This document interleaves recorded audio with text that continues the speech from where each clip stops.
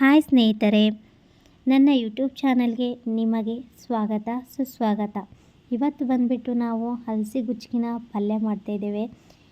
ಹಲಸಿಗುಚ್ಚಿನ ಪಲ್ಯ ಏನೆಲ್ಲ ಮಾಡ್ತೇವೆ ಅಂತ ನೋಡ್ಕೊಂಡು ಬರೋಣ ಬನ್ನಿ.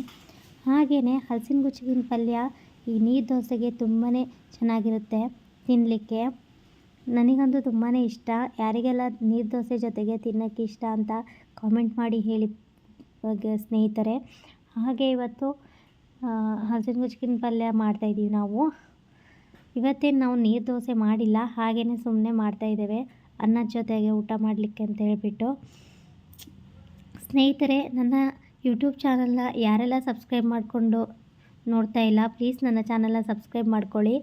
ಲೈಕ್ ಮಾಡಿ, ಶೇರ್ ಮಾಡಿ, ಕಾಮೆಂಟ್ ಮಾಡಿ.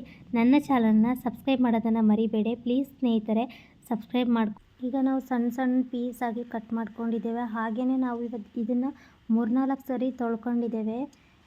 ಹಲಸಿನಕಾಯಿನ ತೊಳ್ಕೊಂಬಿಟ್ಟು ಕುಕ್ಕರಲ್ಲೇ ಹಾಕ್ಕೊಂಡು ಒಂದು 4-5 ವಿಸಲ್ ಹಾಕಿಸ್ತೇನೆ. ಯಾಕಂದರೆ ಅದು ಚೆನ್ನಾಗಿ ಬೇಯಬೇಕು. ಬೇಯಿದಾಗ ಅದು ಕರಗಬೇಕು. ಬಾಯಲ್ಲಿಟ್ಟರೆ ಆ ಥರ ಅಷ್ಟೇ ಸಾಫ್ಟಾಗಿ ಬೇಯಬೇಕು. ನೋಡಿ, ಫುಲ್ ಕುಕ್ಕರ್ ಆಗಿಬಿಡ್ತು. 2 ಹಲಸಿನ ಗುಚ್ಚಕ್ಕೆ ಬಂದುಬಿಟ್ಟು ಇದು ಬಂದು ಕುಕ್ಕರ್ 3 ಲೀಟ್ರ್ ಕುಕ್ಕರಲ್ಲಿ ಹಾಕಿದ್ದೀನಿ.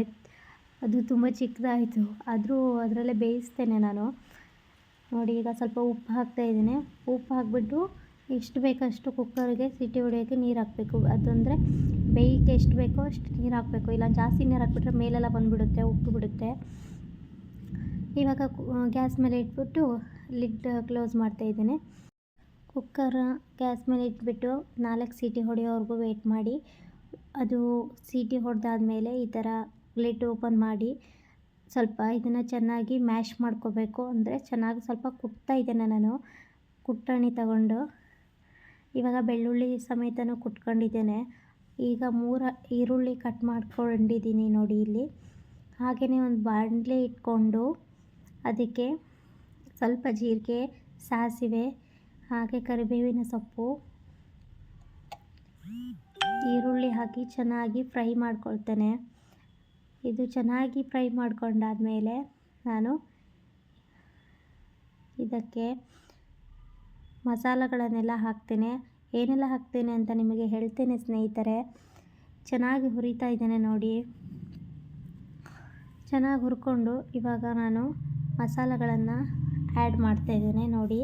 1 ಚಮಚ ಖಾರದ ಪುಡಿ ಹಾಕ್ತಾಯಿದ್ದೇನೆ, 1 ಚಮಚ ಧನಿಯಾ ಪುಡಿ ಹಾಕ್ತಾಯಿದ್ದೀನಿ. ಹಾಗೆ ಇನ್ನೊಂದು ಸ್ವಲ್ಪ ಚಿಟಿಕೆಯಷ್ಟು ಹಾಕ್ಕೊಂಡೆ ನಾನು, ಅದು ಟೇಸ್ಟ್ ಚೆನ್ನಾಗಿ ಕೊಡುತ್ತೆ ಅಂತ ಹೇಳ್ಬಿಟ್ಟು ಧನಿಯಾ ಪುಡಿ. ಹಾಗೆಯೇ ಇದು ಸಾಂಬಾರು ಪೌಡರ್ ಇರುತ್ತಲ್ಲ ಸ್ನೇಹಿತರೆ, ಆ ಸಾಂಬಾರು ಪೌಡರ್ನ ನಾನು ಒಂದು ಸಣ್ಣ ಚಮಚದಲ್ಲಿ 2 ಚಮಚದಷ್ಟು ಹಾಕ್ಕೊಂಡು ಮಿಕ್ಸ್ ಮಾಡ್ಕೊಳ್ತಾ ಇದ್ದೇನೆ.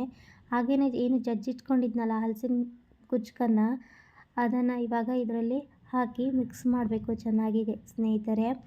ಚೆನ್ನಾಗಿ ಮಿಕ್ಸ್ ಮಾಡ್ಕೊಂಡ ನಂತರ ಅದು ಸ್ವಲ್ಪ ಬೇಯಬೇಕು. ಅಂದರೆ ಇಲ್ಲಾಂದರೆ ಅದು ಇವಾಗ ನಾವು ಒಗ್ಗರಣೆ ಏನು ಹಾಕಿದ್ವಲ್ಲ ಅದು ಇದರಲ್ಲಿ ಸೇರ್ಕೋಬೇಕು. ಆ ಕಾರಣಕ್ಕಾಗಿ ನಾವು ಸ್ವಲ್ಪ ಇದನ್ನು ತಳ ಹಿಡಿದಾಗೆ ಕೈ ಮಿಕ್ಸ್ ಮಾಡ್ಕೊತಾ ಇರಬೇಕು. ನೋಡಿ ಸ್ನೇಹಿತರೆ, ಊಟಕ್ಕೆಲ್ಲ ರೆಡಿ ಆಯಿತು. ಊಟ ಮಾಡೋಣ ಬನ್ನಿ.